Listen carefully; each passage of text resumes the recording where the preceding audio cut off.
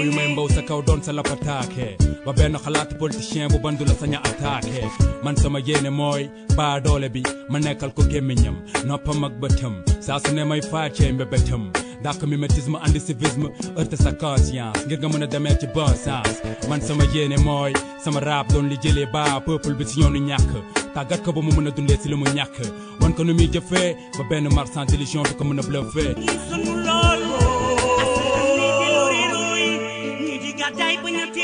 Mesdames, Mesdemoiselles, Messieurs, bonjour et merci pour ces nombreux messages d'encouragement, de soutien. Après 29 ans d'existence, Sud FM qui a soufflé hier, 1er juillet, ses 29 bougies. Un grand merci. Mesdames, Mesdemoiselles, Messieurs, aujourd'hui, nous avons le plaisir de recevoir Maurice Soudieck-John, qui est un enseignant-chercheur, professeur agrégé de sciences politiques à l'université Gaston Berger de Saint-Louis. C'est un plaisir, Monsieur John, de vous recevoir à Objection. Merci d'avoir bien voulu accepter notre invitation. Merci beaucoup, Baye Oumar. C'est toujours un immense plaisir pour moi d'être invité à la radio Sud FM. Et j'en profite pour vous féliciter chaleureusement à l'occasion du 29e anniversaire de la radio, qui est une radio pionnière, qui est une radio qui a été au moment crucial de l'ouverture du paysage médiatique sénégalais et qui a toujours fait montre d'un très grand professionnalisme, d'un grand dynamisme et qui, depuis son fondateur, le Babacar Touré, paix à son âme, a porté au pinacle cette radio et vous aussi, vous êtes en train de porter le flambeau si admirablement. Merci infiniment. Merci à vous, merci à tous ceux qui nous envoient ces nombreux messages d'encouragement et surtout prier pour le repos du président fondateur, mais également tous ceux qui nous ont justement devancés. Je les accueille en son paradis. Merci encore une fois.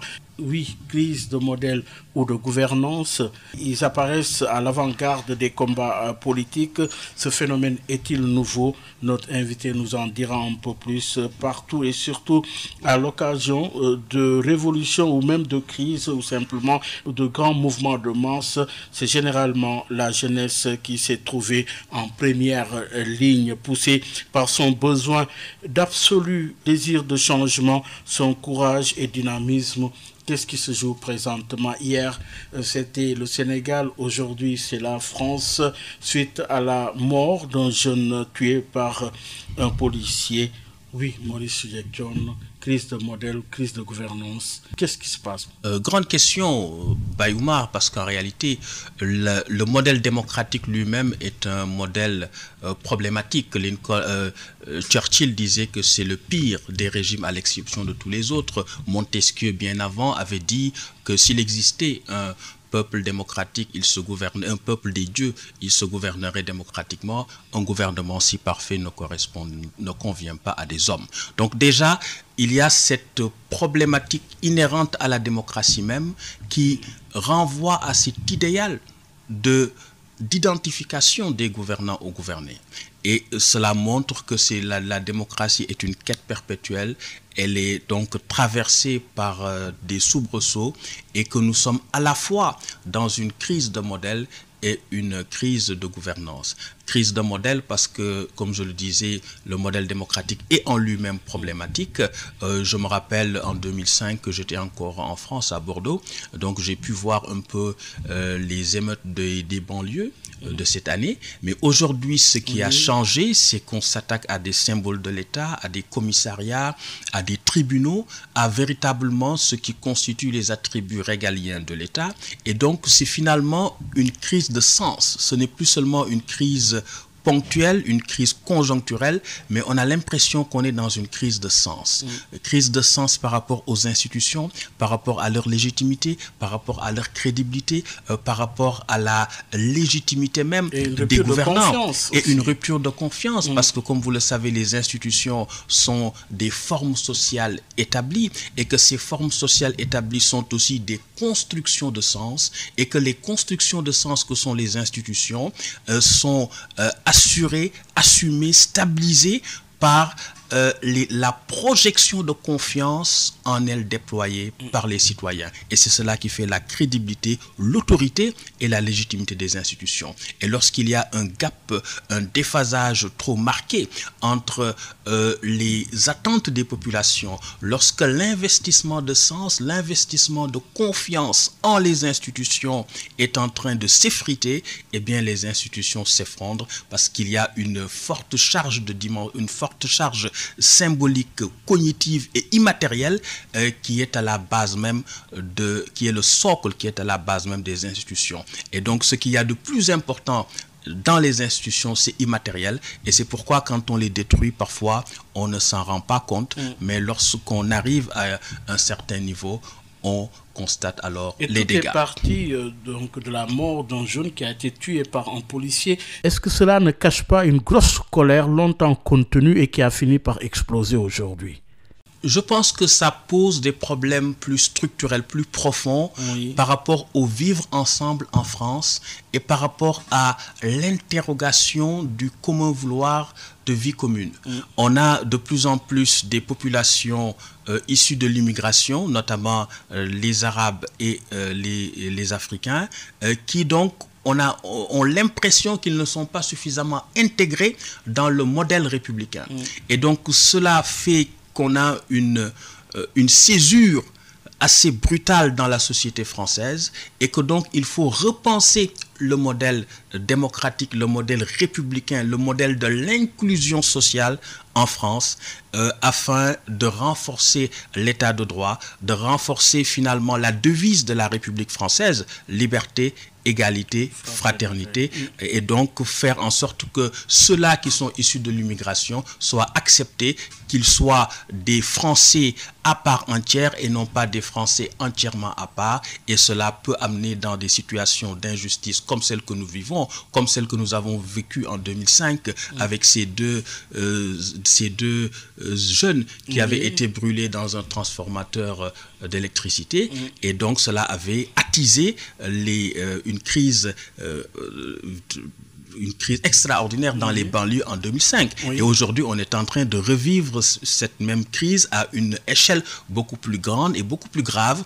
Et je crois qu'il est temps que l'on pose les vrais problèmes, les problèmes structurels, ceux-là qui sont relatifs à l'intégration de toutes ces populations issues de l'immigration. Oui, a-t-on senti venir, parce qu'en réalité, cette décennie est pleine de sens, est pleine de significations et de symboles. On se rappelle de ce qui s'était produit en Tunisie, avec le cas Ben Ali, la mort de ce jeune homme qui avait déclenché toute une révolution. Je pense que là, c'est l'étincelle qui met le feu aux poudres.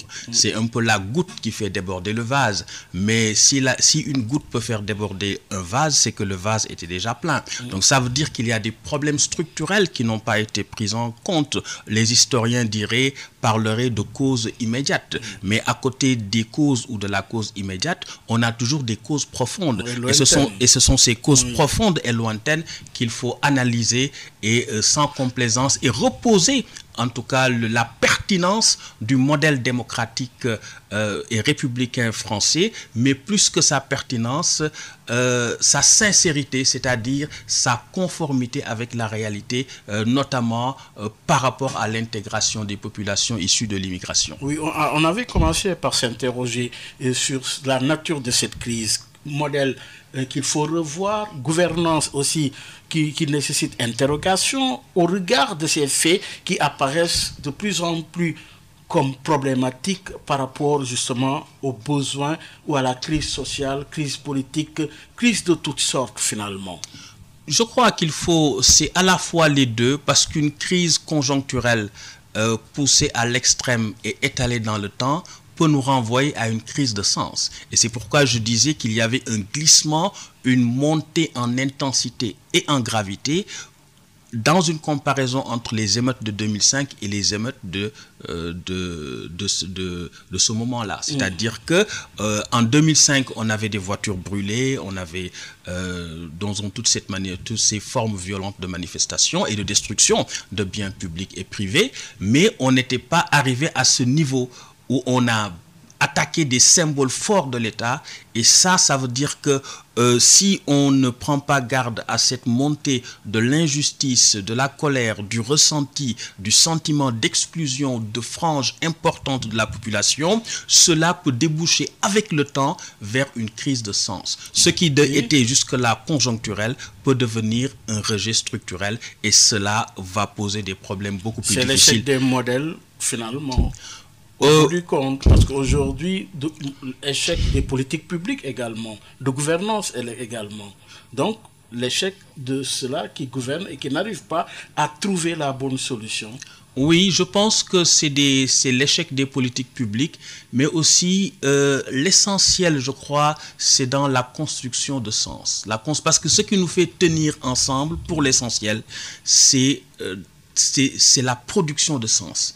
Comme disait Renan, la nation, c'est un plébiscite de tous les jours. Qu'est-ce qui fait que on met ensemble des gens différents, qui ont des intérêts différents, parfois même divergents, qui ont des manières de voir différentes et qu'on puisse les regrouper ensemble à travers une utopie mobilisatrice qui puisse les engager ensemble à cheminer résolument pour bâtir l'avenir. Et c'est ça, cette problématique de fond que les politiques doivent prendre en compte et non pas être tout simplement dans des logiques électoralistes, dans des logiques d'appareil, dans des logiques... C'est beaucoup plus profond. Les causes sont très profondes et sont diverses aussi. Et sont diverses, tout à fait. Oui, au regard également de l'ampleur de la situation, interrogation également sur cette manière de gérer nos sociétés. Est-ce que vous n'avez pas l'impression que c'est presque des problèmes holistiques qui nécessitent des réponses aussi holistiques? Tout à fait. C'est des problèmes holistiques qui nécessitent donc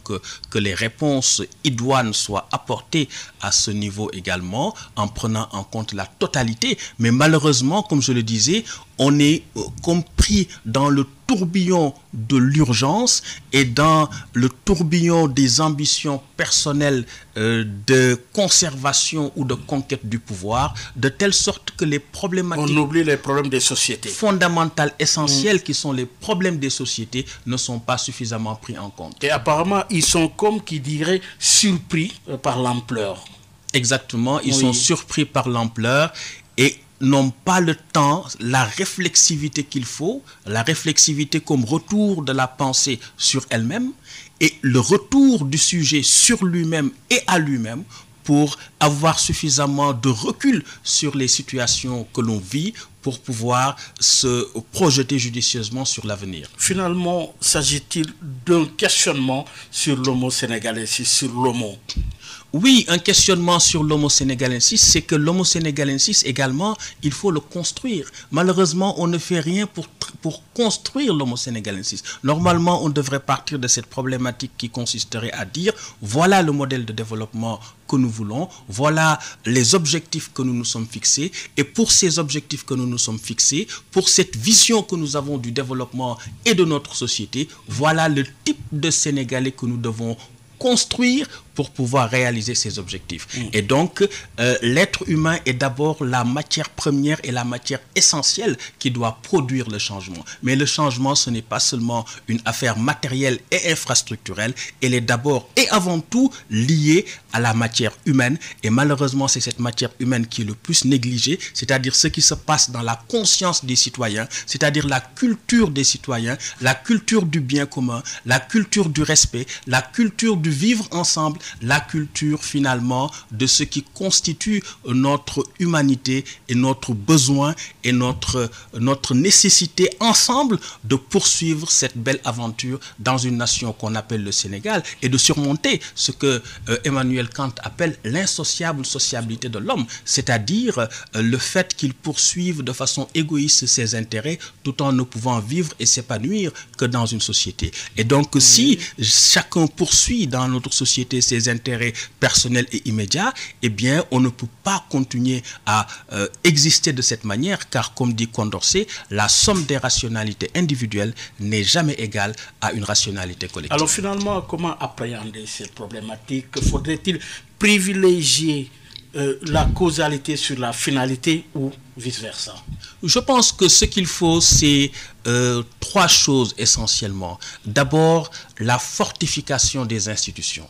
La fortification des institutions, ensuite la fortification de l'économie et la fortification de la justice sociale. La fortification des institutions, c'est d'abord la pacification de la compétition politique pour que cette compétition soit ouverte, soit transparente, soit inclusive et qu'elle puisse être donc le moyen par essence et par excellence reconnu et accepté par tous comme moyen donc de conquête et de conservation du pouvoir. Il y a aussi, à côté de cette dimension de pacification du jeu politique, une autre dimension qui est tout aussi essentielle, c'est la dimension de la fortification de l'état de droit, le respect des droits et libertés des citoyens, parce que finalement, l'ordre démocratique repose sur la préservation et la perpétuation des droits et libertés des citoyens. Après cette fortification des institutions, qui sont des formes sociales établies et qui sont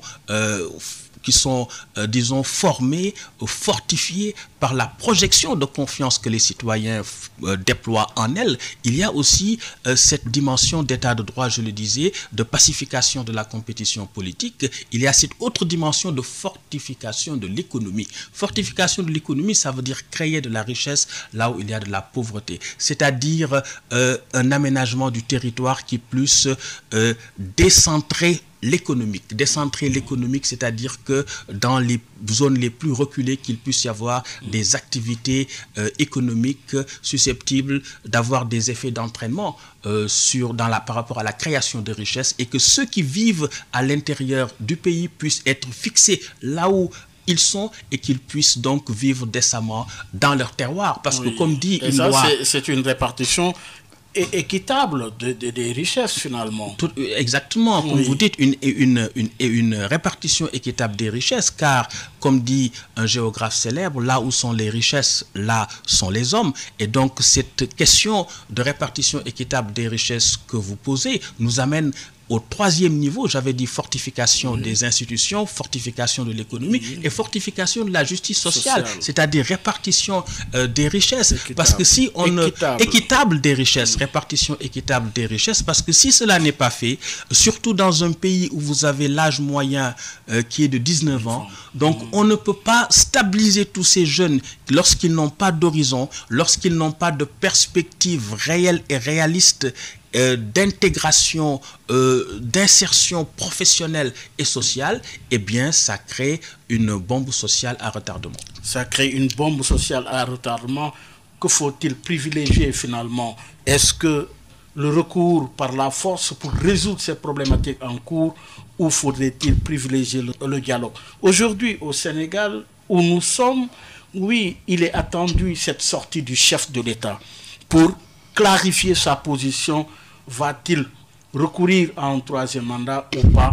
Et cette sortie est attendue finalement. Ce contexte-ci est-il assez pesant au point que cela peut entraîner des conséquences? Conséquences de quelle nature selon vous? Je crois qu'on est dans une situation assez difficile que traverse notre pays, puisqu'on a une radicalisation des forces politiques alors qu'on n'a jamais été dans ce schéma-là. On a toujours eu des plages de convergence. Et cette radicalisation des forces politiques, on a vu ce que ça a donné en mars, on a vu ce que ça a donné également avec les événements de juin, au début du mois de juin. Donc ça veut dire qu'il faut en tirer plusieurs logiques, plusieurs lectures. La première lecture, c'est que on ne peut pas gouverner par la force. Parce que comme dit Rousseau, le plus fort n'est jamais assez fort pour être toujours le maître s'il ne transforme sa force en droit et l'obéissance en devoir. Et Talleyrand de dire qu'on peut tout faire avec des baïonnettes sauf s'y asseoir. Étienne de la Boétie l'a montré dans son discours sur la servitude volontaire pour montrer un peu les limites de la force comme moyen de gouvernance, comme mode de gouvernance. Quand vous prenez même les régimes les plus autoritaires et les régimes les plus totalitaires, à côté de la répression, il y a toujours la propagande. Ça veut dire qu'on ne peut pas contrôler les corps sans pour autant contrôler les esprits. Quand vous prenez également les deux mamelles nourricières du droit administratif, c'est le service public et la puissance publique. Le service public qui va fournir aux citoyens des prestations et la puissance publique qui va donner qu'il a donné à l'État les moyens de réaliser ses missions. Donc vous voyez bien que ce sont sur ces deux... Tout est équilibré. Tout est équilibré. Et donc si on est aujourd'hui dans une logique où on veut non seulement être dans la manipulation des institutions et en plus vouloir recourir à la force pour réprimer et surmonter la crise, cela peut être très très dangereux pour notre pays. Et le dialogue qui est mis en place aujourd'hui me semble être une trouvaille pour les retrouvailles de la classe politique traditionnelle qui semble être dans une logique de périphérisation et d'isolation d'Ousmane Sonko. Et ça, je pense que c'est la principale faiblesse du dialogue, parce que c'est un dialogue qui n'est pas suffisamment inclusif, et que cet inconvénient que présente le dialogue, c'est qu'on ne sait pas quelle va être la réaction du peuple. Et ça, je crois que c'est une des faiblesses majeures. Oui, avec deux dimensions radicales. Ceux qui sont pour un troisième mandat et ceux qui sont contre un troisième mandat. Dans cette perspective est attendue la réaction du chef de l'État pour clarifier. Alors, de votre point de vue, quelles sont les conséquences face à une telle problématique? Je crois qu'aujourd'hui, la Constitution est très claire. Nul ne peut exercer plus de 2 mandats consécutifs.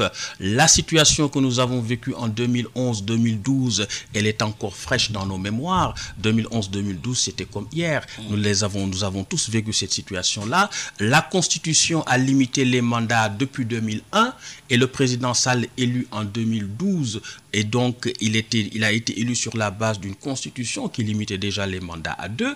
Et il a pris une réforme constitutionnelle, pas une nouvelle constitution, en 2016 pour encore renforcer davantage, verrouiller davantage cette règle de la limitation des mandats à 2. Et le Conseil constitutionnel a été sollicité pour donner son avis, non pas sur le nombre de mandats, mais sur la durée du mandat. Et donc là, je pense que il n'y a pas matière à polémique ou matière à controverse, parce que en droit, interpretatio quaesat in claris, on ne peut pas interpréter ce qui est clair comme l'eau de roche. Et le président lui-même l'a dit, c'est lui qui a verrouillé la Constitution. Il a même dit que ce n'est plus une question de droit, mais une question de français, parce que la question de droit, elle est déjà réglée. Donc qu'il vienne aujourd'hui dire qu'il veut faire un troisième mandat, je pense que cela ne me semble pas convenable, d'autant plus que c'est une décision qui ne relève pas de lui, mais qui a été déjà réglée par notre charte fondamentale.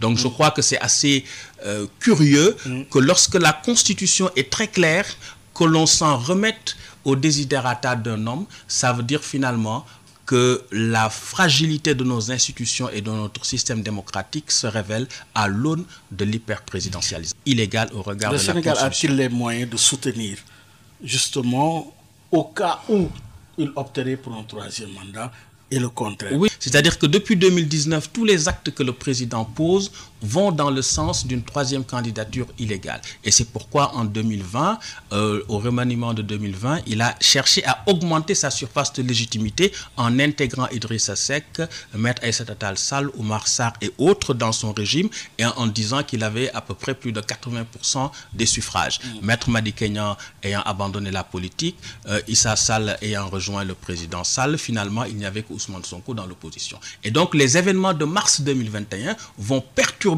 quelque peu les plans du président Sall. Et avec cela, il va faire revenir le poste de Premier ministre, il va renforcer les moyens répressifs de l'État, et tout cela donc en disant que ce qui s'est passé ne se passera plus.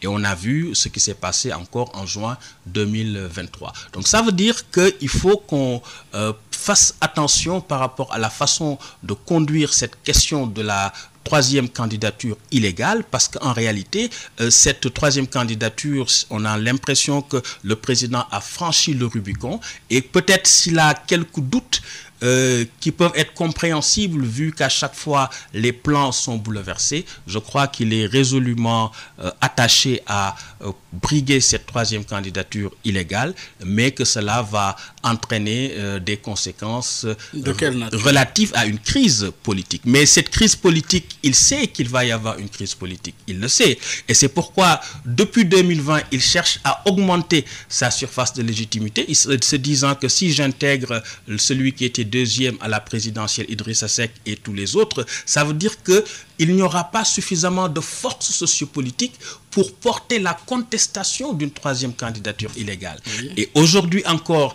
avec le dialogue politique, le dialogue national, c'est une manière également de coopter, en tout cas de construire une... De légitimer peut-être pas de légitimer, mais en tout cas de construire un bloc d'intérêt, je dis bien un bloc d'intérêt avec la classe politique traditionnelle. Parce que quand vous regardez les intérêts, acteurs, les acteurs du dialogue, pratiquement toute la classe politique traditionnelle a été gracieusement servie. Idrissa Seck, qui voulait être reconnu chef de l'opposition, l'a été, puisque c'est celui qui est classé deuxième à la présidentielle de 2019 qui est chef de l'opposition. Karim Meïssa Wade ne voulait pas d'amnistie, mais il voulait la révision du procès. On lui a accordé la révision du procès, alors que ça n'a pas beaucoup de sens pour plusieurs raisons. Parce que quand il y a révision d'un procès, il faut qu'il y ait un fait nouveau. Alors c'est quoi le fait nouveau? Est-ce que le fait nouveau, c'est le dialogue? Ça veut dire que c'est un fait politique, c'est encore plus grave. Donc ça légitime l'idée que la traque des biens mal acquis, c'était une question politique. Et donc quand on veut encore réviser le procès dans le cadre de la CREI, ça pose un autre problème, parce que la CREI est considérée comme étant une juridiction qui ne garantit pas un procès équitable. Donc comment une juridiction qui par nature ne garantit pas un procès équitable doit être encore mobilisée pour organiser, réviser le procès? C'est un contresens. Donc ça veut dire qu'on a voulu en réalité satisfaire vaille que vaille une revendication du PDS pour pouvoir nouer cette alliance de fait ou cette communauté d'intérêt avec le PDS, et avec également Khalifa Ababacar Sall, le fait qu'il revienne dans le jeu, c'est aussi une manière de faire en sorte que toutes ces forces sociales, que ce soit Khalifa Sall, que ce soit Karim Meïssa Wade, que ce soit Idrissa Seck, ne soient pas des forces qui vont soutenir à fond la lutte contre le troisième mandat. Alors finalement, le président Sall a tout à perdre ou tout à gagner? En tout cas, dans sa stratégie, le fait d'avoir des forces sociales et politiques significatives qui ne vont pas contredire ou en tout cas remettre en cause fondamentalement sa troisième candidature. Le PDS ne fait pas partie du F24 par exemple. Khalifa Ababacar Sall, on a vu les problèmes qu'il y a au sein de Yewwi. Donc je ne pense pas que les membres de Taxawu ou du PDS vont être particulièrement ardents dans la lutte contre une troisième candidature. Idrissa Seck lui-même a dit que troisième candidature ou pas, il ne sera plus dans le schéma de 2012. Donc on voit bien qu'il a suffisamment de forces politiques traditionnelles avec lui qui ne vont pas remettre en cause fondamentalement la troisième candidature. Donc c'est comme s'il y avait une acceptation tacite et implicite de cette troisième candidature illicite par ces forces sociales, ces forces politiques qu'il a pu mobiliser à son avantage. Et si vous regardez bien à travers le dialogue politique, la question de la troisième candidature a été complètement éludée, parce qu'on a dit il faut respecter la Constitution, les lois et règlements. Alors ça, c'est pas, ça ne veut rien dire, parce que la Constitution est claire, nul ne peut exercer plus de 2 mandats consécutifs. Et quand on dit que le président doit clarifier sa position, qu'il ne doit pas se présenter, et qu'on nous dise qu'il faut respecter la loi et les règlements, la Constitution, c'est qu'on n'est pas très bien avancé. Alors, donc ça veut dire qu'il a pu mobiliser avec lui toute la classe politique traditionnelle pour que celle-ci ne remette pas en cause sa volonté de briguer une troisième candidature. Est-ce une raison valable pour lui de briguer un troisième mandat? En fait, il faut renverser la perspective. Pour lui, de mon point de vue, il a franchi le Rubicon pour poser sa troisième candidature. Maintenant, son problème, c'est pas de savoir est-ce que c'est fondé ou pas. Alors, Maurice Soudieck-Dione, invité d'objection, pour rappeler que vous êtes professeur agrégé de sciences politiques à l'université Gaston Berger de Saint-Louis. Aujourd'hui, finalement, les régimes ne sont-ils pas pris en otage par ceux-là qui les dirigent? Vous avez d'un côté ce peuple qui revendique, ce peuple qui sort dans les rues avec les émeutes.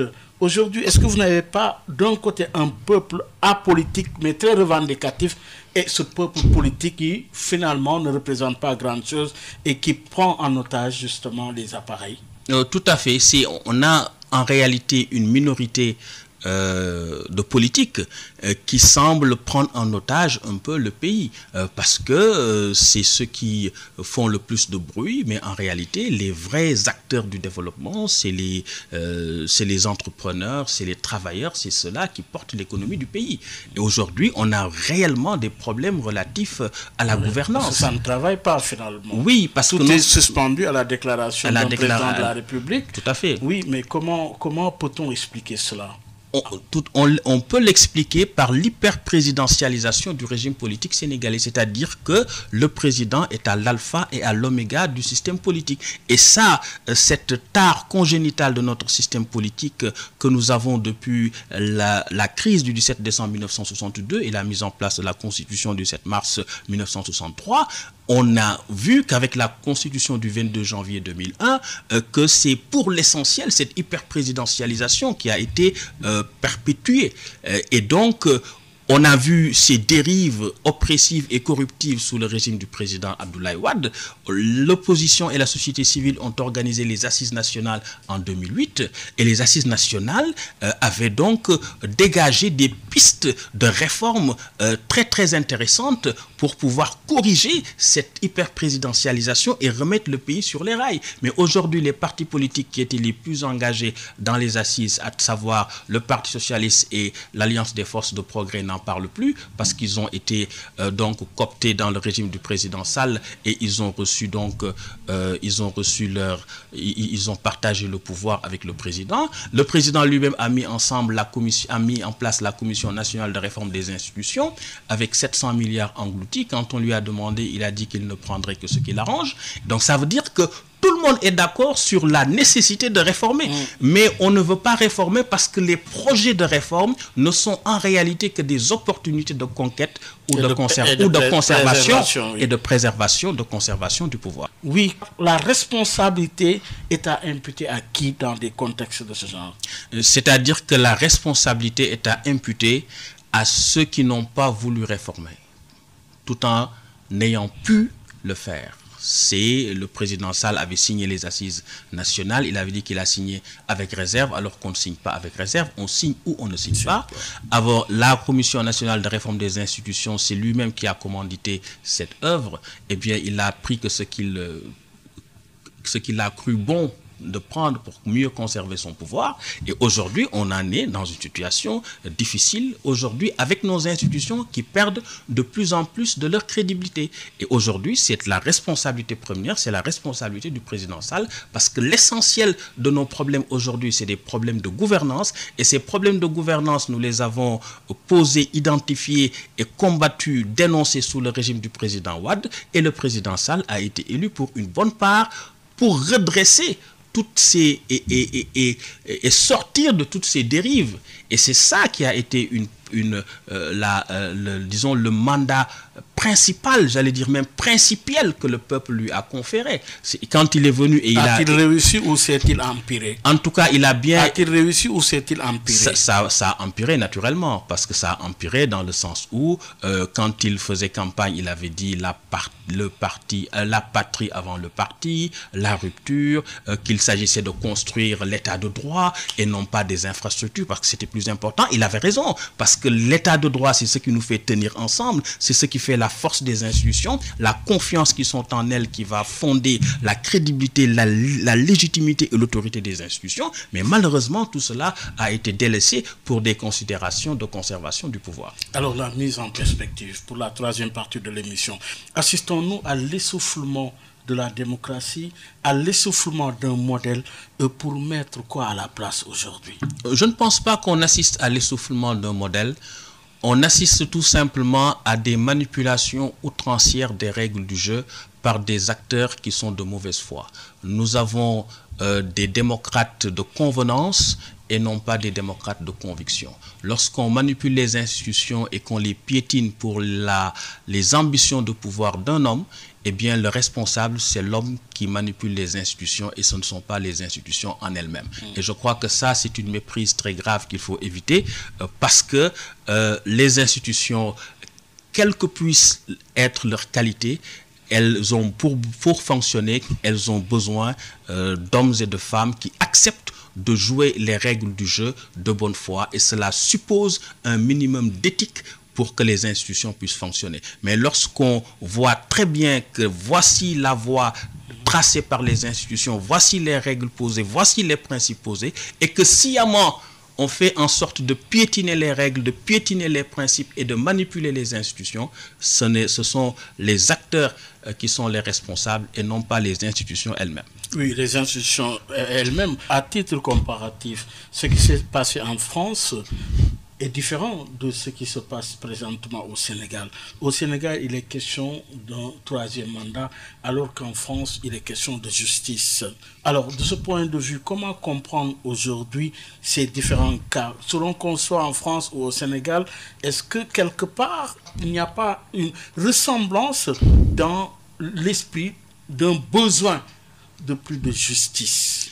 Bien entendu, il y a un besoin de plus de justice, mais le besoin de plus de justice doit être analysé différemment. En France, le besoin de plus de justice doit être analysé à l'aune de la prise en compte du commun vouloir de vie commune, c'est-à-dire de la refondation du projet républicain, notamment par rapport à l'intégration des populations issues de l'immigration, pour que la devise liberté, égalité, fraternité soit une réalité. Ici, au Sénégal, nous avons des gouvernants qui pensent qui sont plus dans la manipulation des institutions. Et ça, c'est depuis l'avènement des libéraux. Les socialistes, certes, on avait de la manipulation des institutions. Parce qu'il faut le dater quand même. Oui, cette crise. Il y avait une manipulation des institutions chez les socialistes, il faut le dire. Mais les socialistes avaient encore cette fibre institutionnelle qui faisait qu'ils ne pouvaient pas se permettre n'importe quoi. On a comme l'impression que chez les libéraux, ils ont ce qu'on appellerait, avec le paradigme néo-institutionnaliste en sciences politiques, ils sont plus dans le néo-institutionnalisme économique. C'est-à-dire que les institutions ne servent que pour des intérêts personnels. C'est-à-dire comment on fait pour utiliser les institutions dans le sens de nos intérêts. Tandis que vous avez chez les socialistes une plus grande dose de néo-institutionnalisme culturel, c'est-à-dire qu'on met plus l'accent sur la dimension symbolique et idéologique des institutions, qui est finalement la dimension qui est déterminante et qui est plus essentielle par rapport aux institutions, parce qu'il ne faut pas oublier que les institutions sont des formes sociales établies et que c'est cette force immatérielle qui fait leur singularité et leur solidité qu'il faut préserver au-delà de tout. Finalement, est-ce que c'est une spécificité sénégalaise, cette néo-patrimonialisation dont parlait Feu Mohamed Mbouy? Tout à fait. Justement, cette néo-patrimonialisation du pouvoir dont parlait... C'est une spécificité sénégalaise. Ce n'est pas une spécificité sénégalaise. On retrouve pratiquement dans tous les régimes politiques plus ou moins des aspects liés à la corruption. Mais lorsque la corruption est portée à un tel moment, à un tel niveau que ce sont les fondements même de l'État qui sont sapés, qui sont remis en cause, ça pose un problème. Et au Sénégal, nous avons effectivement un problème de gouvernance. Parce qu'en réalité, rien ne manque au Sénégal. Nous avons des ressources humaines de qualité, nous avons des ressources financières, nous avons jusque-là, nous avions une stabilité démocratique, nous avons un pays avec un certain rayonnement culturel. Donc, ce qui nous manque, c'est de mettre le pays sur les rails, c'est-à-dire que l'on fasse en sorte que ceux qui gouvernent en respectant les principes de la bonne gouvernance. Et c'est ça qui constitue la faiblesse majeure du système politique sénégalais. Et cette faiblesse majeure du système politique sénégalais n'a pas été corrigée par le régime du président Sall, parce que c'est des régimes politiques qui fonctionnent sur la base du clientélisme. Et c'est pourquoi, par exemple, lors des assises nationales, les membres des assises avaient théorisé le mandat unique pour remettre les fondamentaux en ordre et ensuite remettre le pays sur les rails pour que on puisse faire en sorte d'avoir une gouvernance inclusive, une gouvernance où les préoccupations des populations sont au cœur et au centre de l'action publique et politique. Malheureusement, on n'est pas allé dans ce sens. On est resté prisonnier des appareils politiques et prisonnier des ambitions de réélection que les gouvernants nourrissent. Mais alors, oui, mais la cible est là même. Oui, Je parle de la cible, c'est-à-dire l'attaque des institutions et des symboles républicains. Les jeunes s'attaquent aux symboles et justement aux institutions, en France comme au Sénégal. Finalement, est-ce que c'est justement une manière de dire justement aux dirigeants, c'est vous directement, qu'est-ce qui se passe? Quelle est la lecture qu'il faut avoir sur cette similitude à partir des symboles des institutions qui sont visées de part et d'autre? Oui, je pense que c'est des symboles de l'État qui sont visés, mais je pense qu'il y a des significations différentes qui doivent y être Faudrait-il avoir une signification différente à partir de la cible, que l'on soit en France ou au Sénégal, une cible des institutions qui sont attaquées et des symboles républicains? Quelle signification dans ces deux cas? Pour le cas de la France, de mon point de vue, il faut plus poser la problématique en termes d'intégration des populations issues de l'immigration et qui sont le plus souvent stigmatisées et font l'objet de racisme. Et donc, c'est le commun vouloir de vie commune qu'il faut repenser, le modèle français de la République qu'il faut repenser, comme je le disais tout à l'heure, tandis que ici au Sénégal, ce sont des manipulations outrancières des institutions qui fait qu'on finit par avoir des institutions qui ont perdu leur crédibilité, leur légitimité et leur autorité. Donc nous avons des manifestations peut-être convergentes, mais en tout cas, il y a des causes qui sont divergentes. Des causes qui sont divergentes. Alors finalement, oui, par rapport aux attentes des Sénégalais aujourd'hui, par rapport aux conséquences, vous les avez expliquées tout à l'heure, mais surtout par rapport à la stabilité du Sénégal. On est sorti d'un dialogue, on est en train de chercher les solutions, mais de part et d'autre, chacun reste figé dans sa position. Qu'est-ce qui peut exister dans la tête d'un président face à de tels risques? Oui, je crois qu'il y a une obsession de la réélection, tout simplement. Et cette obsession de la réélection met le président dans une logique de management des risques. C'est-à-dire qu'il cherche à minimiser les risques d'une troisième candidature illégale au regard de la Constitution. Et cela minimiser les conséquences. Minimiser les conséquences. Oui. Et cela, il est inscrit dans cette perspective depuis 2019 au moins. Est-ce que la solution, c'est par la répression ou... quelle est l'alternative aujourd'hui? Pas du tout, c'est-à-dire que la répression ne peut pas être une solution. Parce que je disais que l'essentiel de ce qui fonde le pouvoir des institutions, c'est la confiance qui est déployée en elles. C'est-à-dire qu'aujourd'hui, les forces de défense et de sécurité, à 80 ou 90%, c'est par rapport à la confiance que les Sénégalais nourrissent, qu'ils garantissent leur sécurité. Parce que la sécurité, c'est le premier droit. La sécurité est à l'origine même du contrat social. Et donc, la légitimité, sans la sécurité, aucun droit ne peut être assuré. Donc, c'est cette idée que sans la légitimité, aucun droit on ne peut jouir d'aucun droit et exercer aucune liberté. On ne peut pas aller au travail s'il n'y a pas de sécurité, on ne peut pas vendre s'il n'y a pas de sécurité, on ne peut pas aller étudier s'il n'y a pas de sécurité, etc. Donc la sécurité, c'est ce qui permet à la société de fonctionner et c'est ce qui est à la base du contrat social en lui-même. Donc ça veut dire que c'est cette idée qui fonde en réalité la légitimité de l'usage de la violence. Et l'usage de la violence comme force matérielle de coercition, c'est à peu près 20%. Donc si on veut renverser la perspective en pensant que si les populations n'ont plus confiance aux institutions et aux forces de défense et de sécurité, que par ces 20% restants, on peut arriver à tenir l'ordre social, je crois que c'est une erreur et que, comme je le disais tantôt, on peut tout faire avec des baïonnettes sauf s'y asseoir et que la politique, en réalité, la gestion d'une nation repose, de mon point de vue, plus sur l'intelligence stratégique que la mise en branle de la puissance de l'État. parce que quand on a cette confrontation brute et brutale des forces entre pouvoir et opposition, je crois que quand on en arrive à des situations pareilles, c'est que l'intelligence stratégique a décampé. Parce que l'intelligence stratégique, c'est finalement quoi? C'est que dans l'art du combat, c'est la force qui combat la souplesse, mais c'est aussi la souplesse qui combat la force. Ce qui fait que le meilleur stratège est celui-là qui sait judicieusement instrumentaliser la force qu'il y a dans la faiblesse ou la faiblesse qu'il y a dans la force. Faudrait-il aller chercher l'amplification de ces émeutes par justement l'utilisation des réseaux sociaux? C'est vrai que les réseaux sociaux peuvent amplifier, peuvent permettre aux manifestants de communiquer plus facilement, de développer peut-être des stratégies. C'est un fait, mais je crois que là aussi, les réseaux sociaux, c'est juste une modalité. Mais il faut aller au-delà et s'inscrire dans les causes profondes.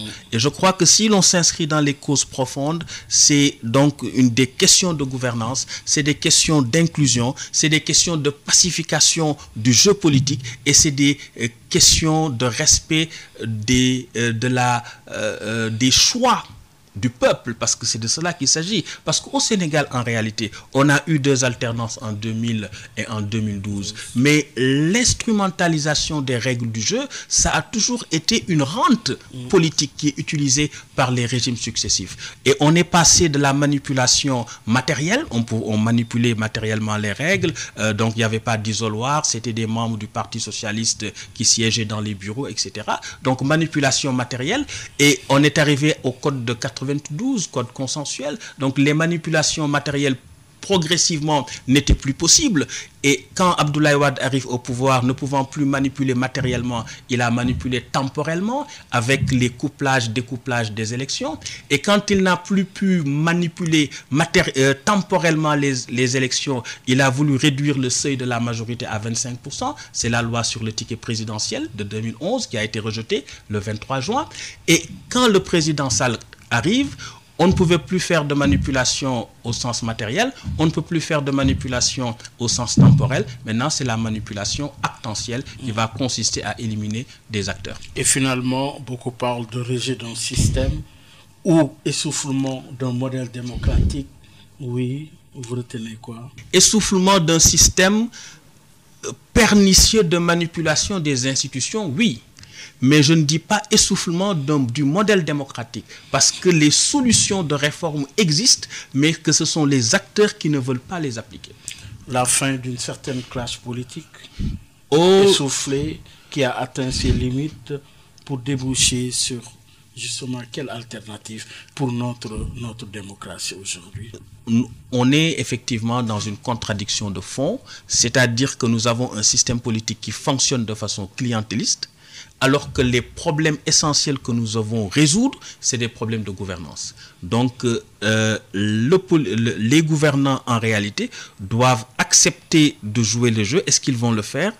Est-ce qu'ils vont réformer pour changer le fonctionnement clientéliste, tout en sachant que si on ne change pas ce fonctionnement clientéliste, il y a des crises graves qui nous guettent, parce que nous avons une population qui est essentiellement jeune et qui est impatiente et qui veut être intégrée, insérée socialement et professionnellement, et qu'on ne peut pas accepter qu'une minorité continue à s'enrichir de façon éhontée au détriment de la majorité. Le risque est-il réel face à un chaos qui se dessine et la recherche de la paix? Oui.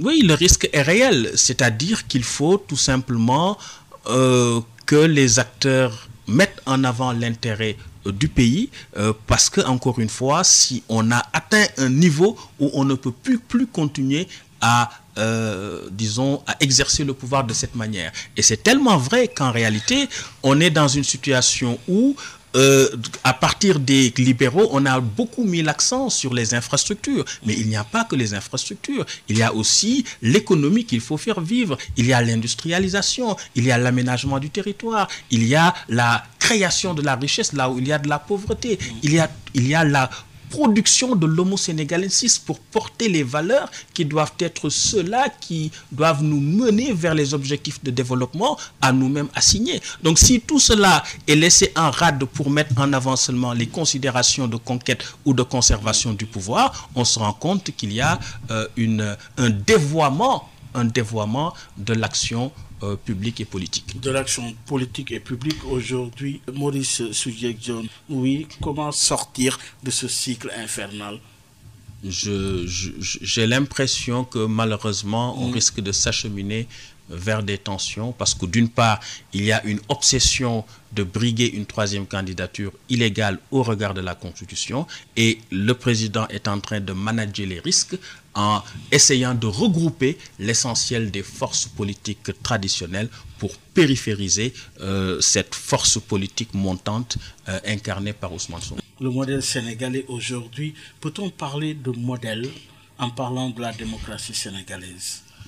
Je crois que le modèle est craquelé. Je me rappelle quand je faisais ma thèse à Bordeaux, on parlait de la vitrine craquelée, de démocratie sans démocrate, de démocratie sans alternance, de demi-démocratie, de quasi-démocratie, etc.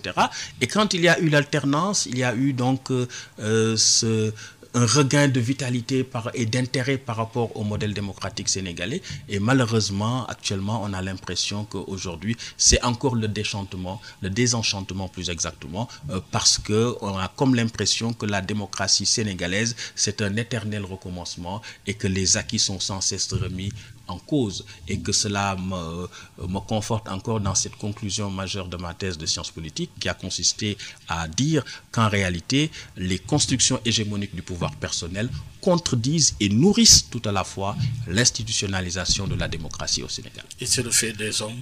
C'est plus le fait des hommes, je crois, parce que c'est un refus d'accepter les réformes démocratiques, parce que les projets majeurs de réforme démocratique, comme je le disais tantôt, notamment à travers les assises nationales et la commission nationale de réforme des institutions, ont été des opportunités de conquête ou de conservation du pouvoir. Alors le risque, il est là. Les Sénégalais attendent, mais est-ce qu'il y a un peuple debout quelque part qui veille? Si, il y a un peuple debout qui veille, et c'est là la grande... Qui n'est pas le peuple politique. Qui n'est pas le peuple politique, exactement, et c'est ce peuple-là qui est là et qui veille.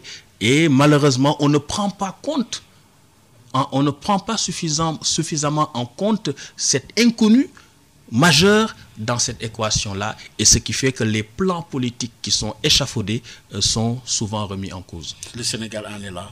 Bien entendu. Qu'est-ce qu'il ne faudrait pas faire dans une situation pareille?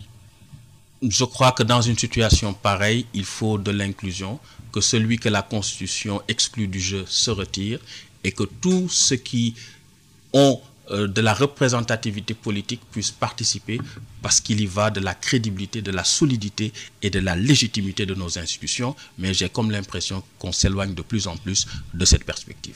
Merci beaucoup, Maurice Soudieck-Dione. Merci infiniment. Ça a été encore une fois un plaisir. La situation est-il grave à ce niveau? Je le crois. En tout cas, elle est pleine d'incertitudes. Mesdames, Messieurs, merci de nous avoir suivis. Rendez-vous dimanche prochain avec un autre invité. Un grand bravo à l'équipe digitale. Gardez l'écoute, l'information continue. C'est sur la 98.5. Au revoir. mbow yu may mbow sa kaw doon sa lapataake ba benn xalaat politicien bu bandu la saña attaqué man sama yéene mooy baa doole bi ma nekkal ko gémmiñam noppam ak bëtam saa su ne may faacee mbébétam dak mimétisme andi civisme heurte sa conscience ngir nga mën a demee ci bon sens man sama yéene mooy sama rap doon li jëlee ba peuple bi si ñoonu ñàkk tàggat ko ba mu mën a dundee si li mu ñàkk wan ko nu muy jëfee ba benn marchand d'illusion du ko mën a bluffé